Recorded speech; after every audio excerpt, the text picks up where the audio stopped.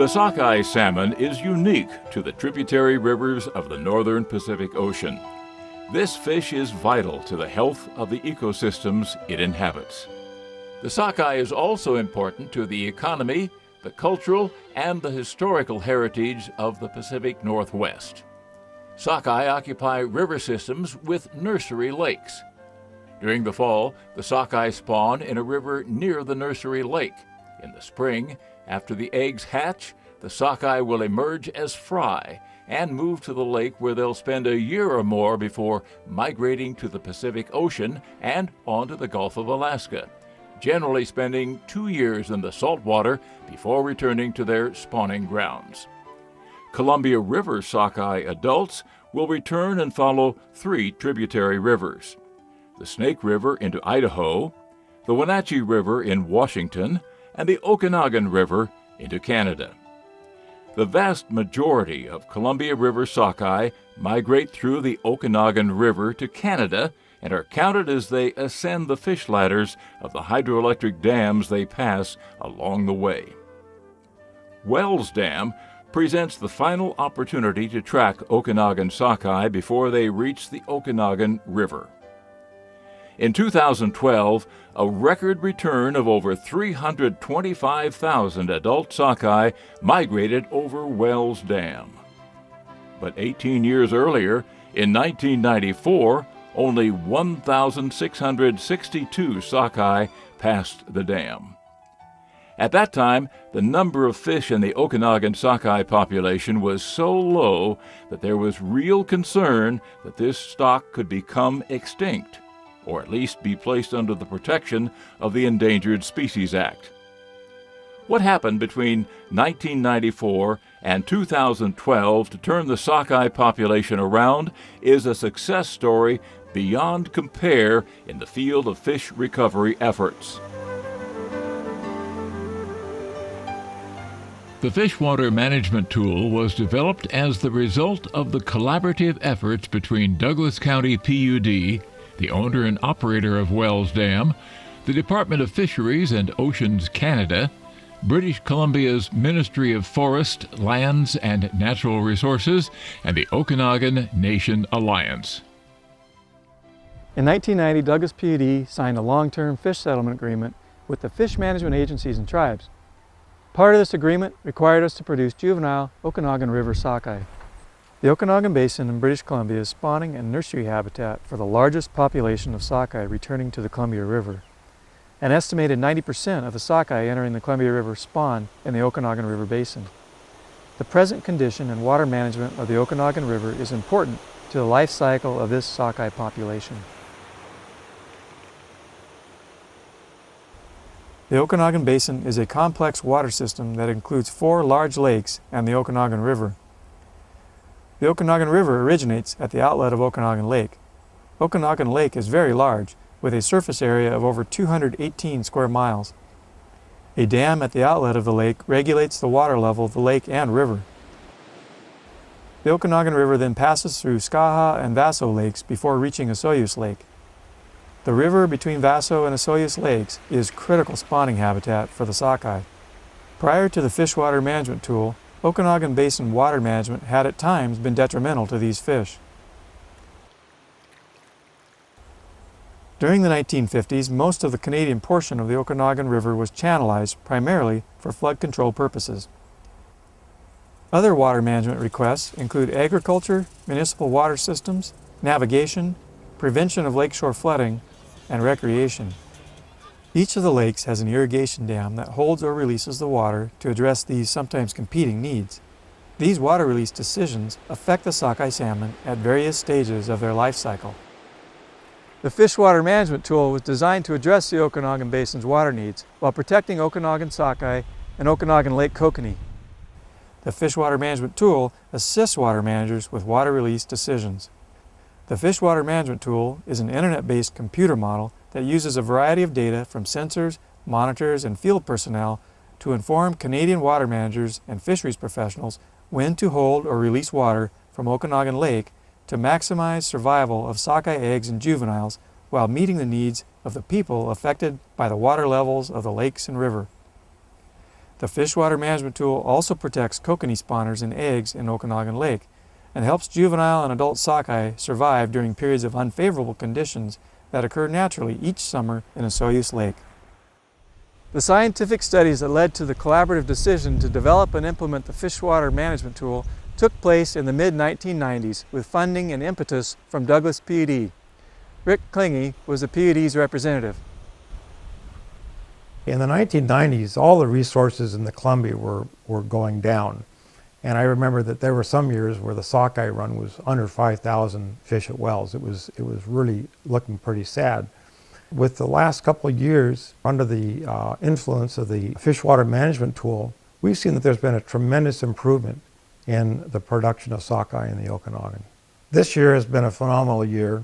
Ocean conditions were good for us. There's no doubt about that. And that helps a lot.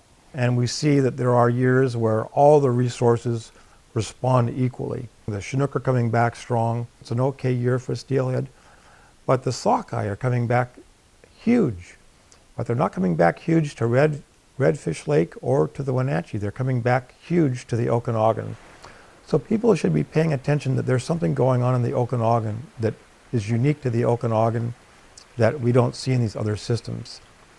The whole last 5-6 years have been some tremendous returns back to the Okanagan. And I don't think that people can say that, well, it's the spill at all the dams or it's good ocean conditions, because those benefits help out all the resource, all the stocks in the Columbia. But it's just this one stock that's just doing so well. So I think people really need to pay attention to what is going on in the Okanagan and to see that there is something that's being done unique there that we don't see in other places. And it's the fish water management tool. It has helped to minimize all of the impacts that have occurred from flood regulation and water releases to these natural conditions that have set up. And we're limiting the productivity of the Okanagan. But now this tool is in place and it can be used to help to reduce those natural limitations. I don't think that people can deny the fact that the fish water management tool has been the reason why we see these fish coming back to the Okanagan in the numbers that we do. The 1990 Fish Settlement Agreement required Douglas PUD to develop a hatchery program for the enhancement of Okanagan sockeye. After years of testing the ultimately unsuccessful hatchery concept for sockeye, Douglas PUD switched from trying to enhance the population to trying to prevent the extinction of the population. We implemented a series of 18 studies in the U.S. and Canada that applied an objective and scientific approach to identifying the factors that limited the abundance of this unique run of sockeye. What we learned was that each of the factors we studied played a role in the decline of the population. However, what we did not know was the relative magnitude each factor played in the decline, or which of the factors would be key to the recovery of the population. Shane Bickford was one of Douglas PUD's biologists involved in many of the early studies. Since Wells Dam is the last hydropower project on the mainstem Columbia River, downstream from its confluence with the Okanagan River, the popular misconception, though there was no direct evidence, was that Wells Dam must somehow be associated with the decline of Okanagan River sockeye. We were convinced that the problem occurred upstream of Wells, but we had yet to identify what or where. In order to find out the truth about the poor performance of this stock, we refined our original studies of 18 potential limiting factors to 6 that we believe held the most plausible answers to the recovery of the population.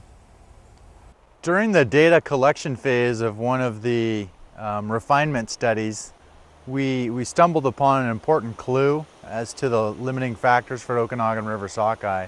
This stretch of river is unique and kind of special for me because in 1994, when there were only 1,600 sockeye that passed over Wells Dam, virtually all of those fish were spawning in this 1 mile stretch of river from McIntyre Creek down to the highway bridge upstream of Oliver.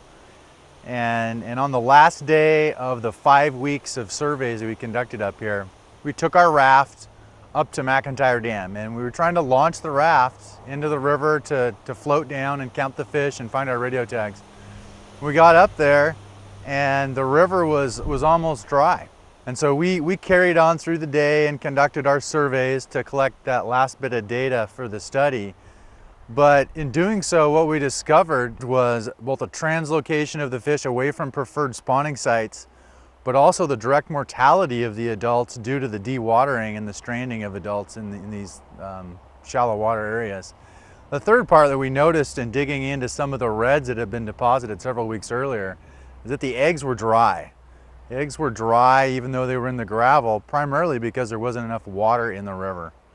So it was an aha moment where we had put the pieces of the puzzle together, where we had been able to identify what we at the time felt to be the most important limiting factor on the Okanagan River sockeye population, which was the human-induced manipulations of the river flows.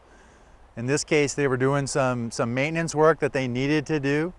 So it really led us down the path of trying to identify and trying to work with the parties in Canada to come up with compromises on ways that the maintenance work still needs to take place, the flows still need to be manipulated in order for agriculture and domestic water use and recreation, all these other beneficial things to take place, but it can be done in a way that also allows sockeye to survive in the system.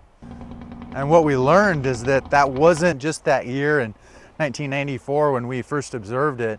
It actually took place in subsequent years during other studies, and it really led us down the road of trying to find a way to work with all of the parties involved to come up with a solution that would benefit the fish. Our research in the mid to late 1990s confirmed that the water management of the Okanagan Basin in Canada was a primary factor in the decline of the Okanagan sockeye population. Besides low water and desiccation of the reds, at times the water was too high and washed out the eggs.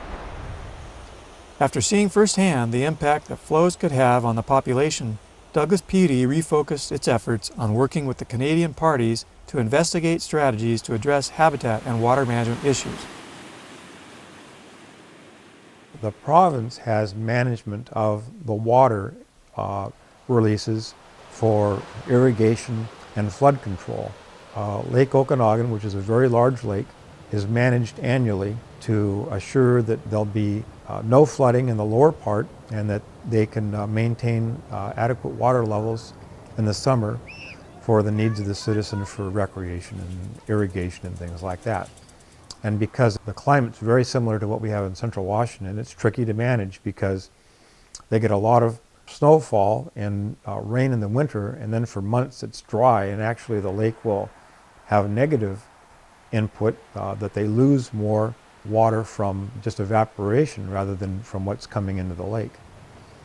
So in the past, the management of that lake has been done in a way that they see a big storm coming, they release a lot of water. Unfortunately, what's happened, the sockeye eggs that are downstream of the dams that are controlling the level of the lake are scoured out. So much water comes down that it's done in a way that the eggs are basically blasted out of the gravel, and those eggs are they're lost. They just don't survive. In doing this also, the province was dropping the level of the lake without realizing it and actually drying up or desiccating the kokanee reds. This is a cousin to the sockeye. It's a landlocked sockeye basically. And these fish were something that the citizens in the Penticton and Kelowna area were very eager to have back on their sport fishery. And so when the Canadians came together with this management plan, they said, we want you to help us develop a computer model that will maintain protection for sockeye. That sounded great for us. Maintain protection for kokanee, which we needed to hear more about. It was going to be okay if it was part of the whole package and it wasn't going to cost us too much. And in doing so, they could give us the assurance that we would see an improvement on fish production. We have been working with Canadian entities to implement new studies focused on the best mitigation plans to protect spawning sockeye and their nests. We knew what the problem was, but we did not know how best to fix it. In the end, the Canadian interests were able to develop a list of proposed actions that they would support to address limiting factors within British Columbia. In particular, the water managers agreed to modify their operations, provided they had some quantitative data to assist with decision-making. the water managers were trying to balance multiple resource objectives with inadequate information and did not have the best tools available to assist them with their water management decisions. One of the responsibilities that we have as an organization is to actually operate and maintain the dams on the Okanagan River system. The system right now has been in place since 1950 as we see it. It was developed following flooding in the 1940s, 1942 and 1948, and since that time we've managed to use the system to provide flood control around all of the main stem lakes in Canada. We also provide flood control along the Okanagan River from this point south. We provide water supply for agricultural purposes, the communities, individuals down the system and around the lakes. We also meet environmental needs. So we manage it for a number of competing objectives of an environmental, economic, and social nature, and we try to strike an appropriate balance for those needs based on actual conditions in any given year. So the dam behind us is Okanagan Lake Dam. It's the largest dam on our system. It holds the greatest volume of water, and it is where we make our decisions from. The problem we have as operators, and why it's so challenging, is that we only have a certain amount of capacity to let water out. The channel was designed to let out the equivalent of 1.5 centimeters or that much water in a 24-hour period, and at times during the spring period we will get up to 7 or 8 centimeters a day coming in. So basically what you're looking at is about 5 times the amount of water coming into the lake as you can physically let out. And that means in order to prevent flooding during years of high runoff, you need to let the water out early enough to make that space, because it takes time to make the space. Similarly, if you let it out, you can't get it back. And so you don't want to let out too much, because you may end up with a water shortage later on. So prior to the development of this tool, decisions were made by a couple of individuals in our office, including myself. We would look at the information the best we could, and we would try to make sense of it. We would try to use some simplistic models to go out and say, we think this is how much water is going to be coming down the system based on our forecast. And we would try to do some of the mathematical gymnastics, I guess is the best way to put it, in our heads, or maybe on a little bit of paper, and we'd try to do something and say, well, this is what we think we should do.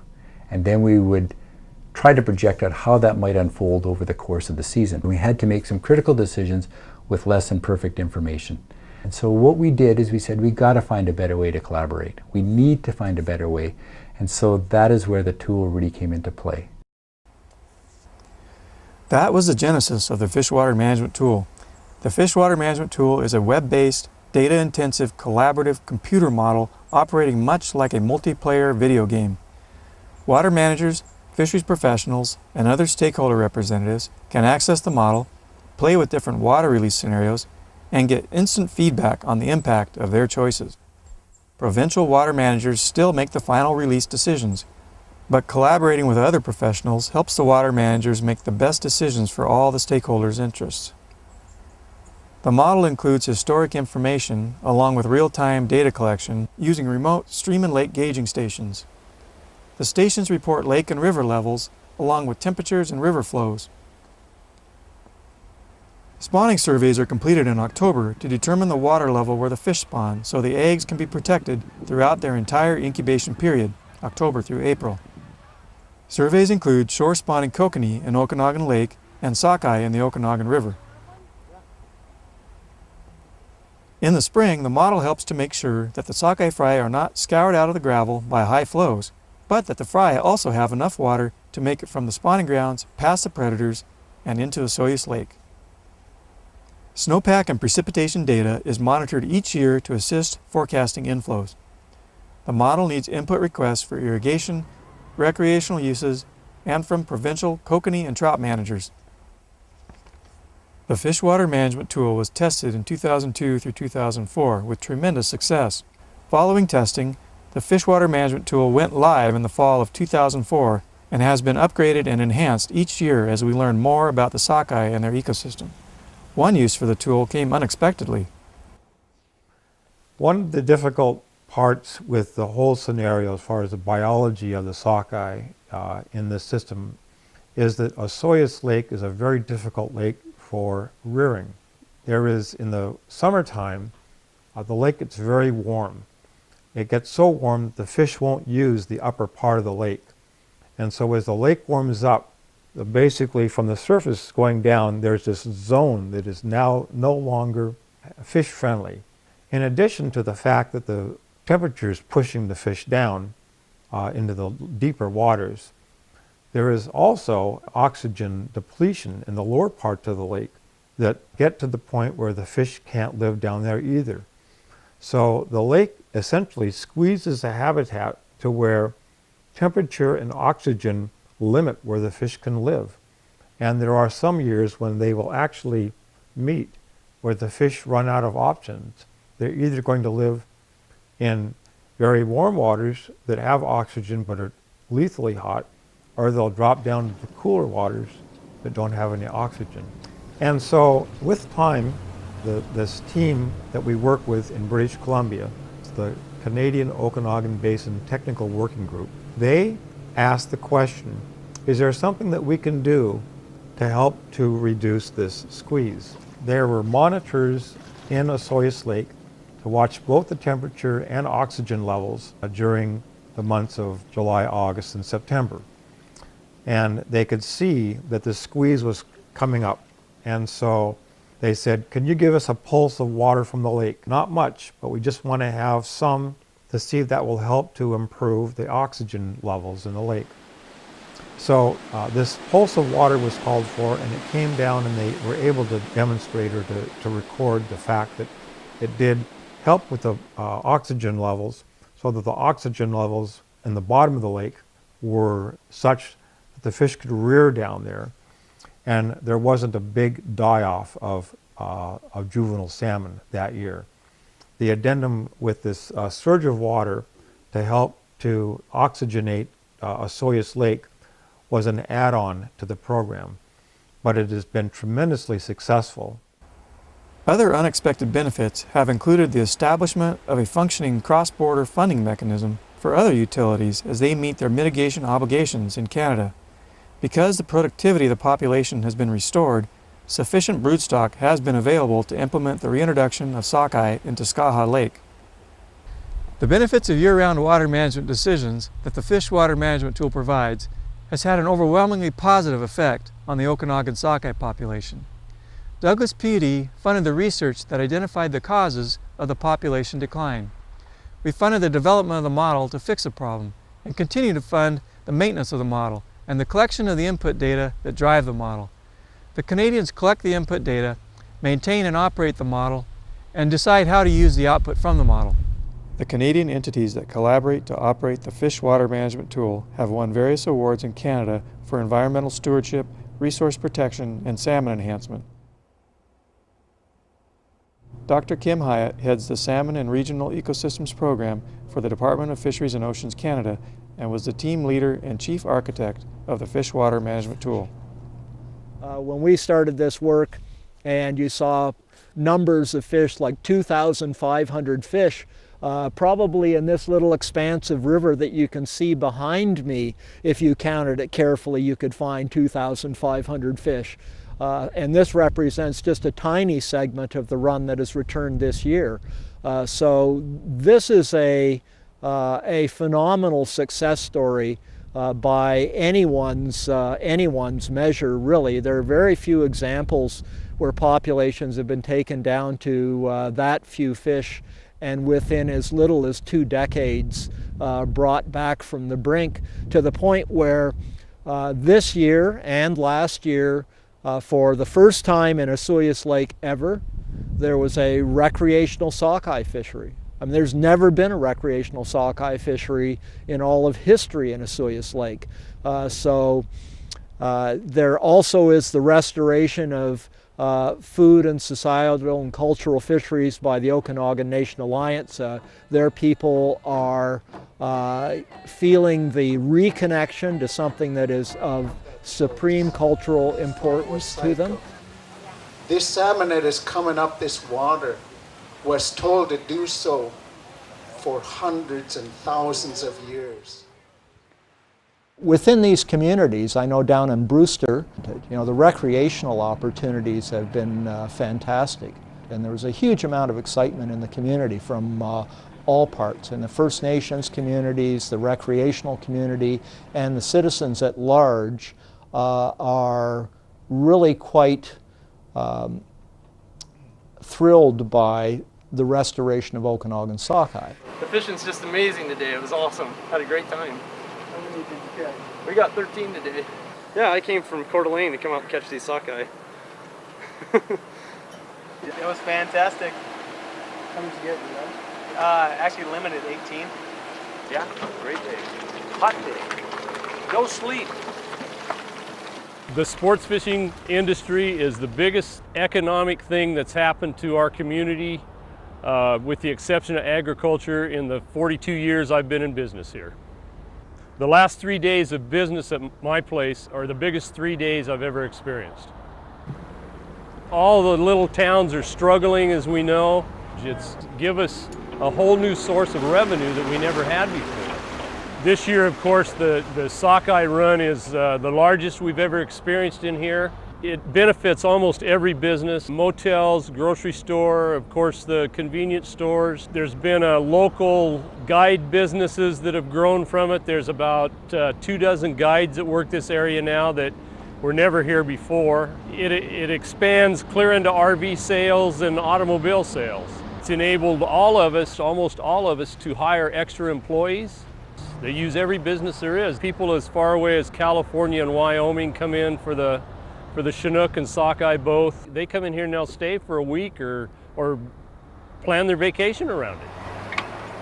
The fishing was great. We caught fish about every 25 to 30 minutes. Every day I would be out here fishing. It is an awesome thing to do. Made my day. I'm happy. Just bought a new fishing pole. It caught every fish out there today. I caught my limit this morning. And she caught hers tonight. We did great. From Renton, Washington. Oh, well, we've spent a week in Montana and I still got another week off from Boeing. So we came up here to get some fish. I don't think anybody envisioned what was going to come out of this in terms of the large numbers of sockeye coming back into Canada. So just the jobs alone, since we've started our projects there on the purse seine and testing of selective gears, indirectly we've probably affected 20, 30 jobs just on the US side. Sockeye numbers have been greatly enhanced over the last 5 to 10 years. They've significantly increased. I know everybody was able to enjoy a bountiful harvest on those sockeye as they came up the Columbia River. So the water management strategy, I believe had a lot to do with the success to that. I think the release of juveniles in Skaha Lake was a contribution to that. And I think the ocean conditions and a good wet water year that year helped get the juveniles out.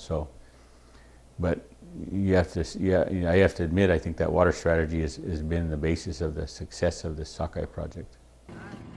We distribute to our tribal membership, we distribute to the other tribes that don't have access to salmon, like the Yukut tribes. And then this year we put away about 6,000 into our walk-in freezer to help meet the needs of the tribal members throughout the winter months. This has been a huge step for the tribe to come back into this era where salmon have been available at the level they are now. Just 10 years ago, it was really low, and they lost a major part of their diet. I'm Dale Clark. I am a tribal member of the Colville tribe. I was salmon harvest manager up until this year. End of May, I retired. The last 3-4 years now, they've been the numbers of sockeye really risen.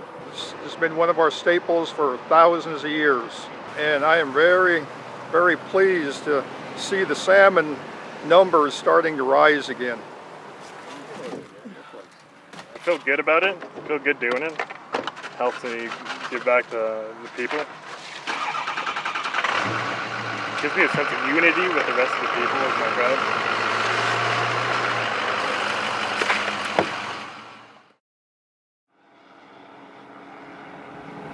Today we're implementing our economic opportunities fishery out on a Sockeye Lake there, and so these fish will be going for sailing down at Seven Seas and for commercial sale down on the coast, and also in our local markets in the Okanagan.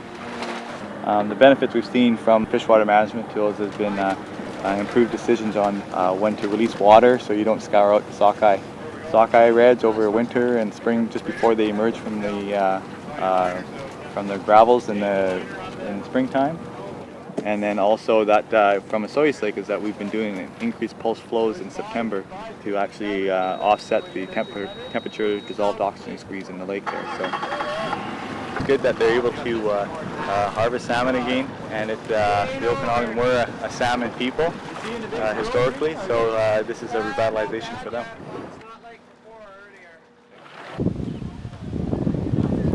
Every year we do a salmon feast, and we're here to celebrate the salmon coming back. We've worked very hard collectively to bring our salmon back. The numbers have gone way up, and we're very thankful to see lots of salmon on this river here today. So you'll hear the drums today, you'll hear the prayers, you'll hear the speakers talk of being thankful. And we're here to celebrate with everybody here today. So it's a good day, and I'm very, very proud to be here today. This year, we've almost had 500,000 salmon come back through our collective efforts.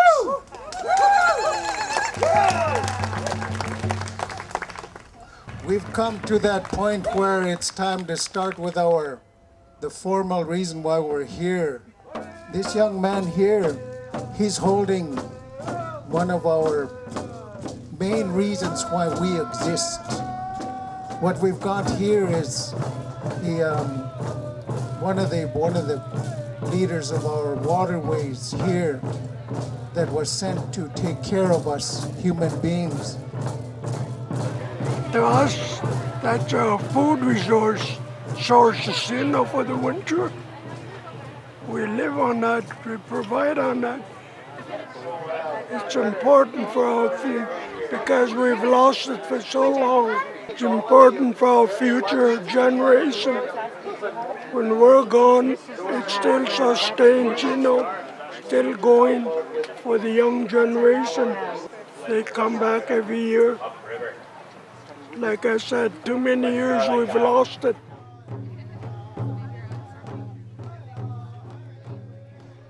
I've seen fish in a lot of places. I've worked from the Alaska Panhandle to the Queen Charlottes to the Nass and Skeena Rivers, the west coast of Vancouver Island, and finally here in the southern interior of British Columbia. And there isn't a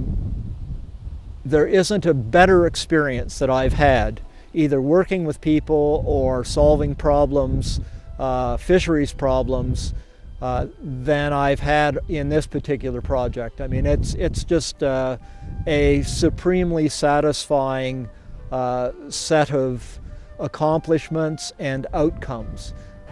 This tool has really enlightened everybody as to what's in play, what the significant pressure points are for these competing objectives on management. But in particular, we have a much better understanding of the fish, their needs, how we can manage for those without compromising the other interests. So it's been a great success, a great partnership, and we have to look at all the players, whether it was Rick Klinge from Douglas County PUD, whether it was the Colville tribes, whether it was the Okanagan Nation Alliance representatives on their fisheries board, whether it was Department of Fisheries and Oceans, the provincial fisheries people, or my own water management program, water stewardship staff have done a great job of collaborating, putting aside our individual interests and authorities and just saying, how can we do a better job collectively? And we've done that without compromising any other interests. It's a great success. We were responsible to bring people to the table and to put people in a situation where they were working together. And I'm very proud of our involvement to do so. They've taken the ball and they've done some fantastic things with it up in British Columbia. And the fish water management tool as a way to help to improve conditions for sockeye has been tremendously successful. Remember, our target was initially 15%, but that's what we would call a success. You know, if you go from a run that here a couple of years back was under 5,000 and now we've got 500,000 coming back, I think that 15% it's safe to say that we've gotten there. So. The collaborative efforts between Douglas PUD, the Department of Fisheries and Oceans Canada, Okanagan Nation Alliance, and the British Columbia Provincial Water Managers, resulting in the development of the Fish Water Management Tool, has been an enormous success and is the primary reason behind the recent huge returns of Okanagan River sockeye.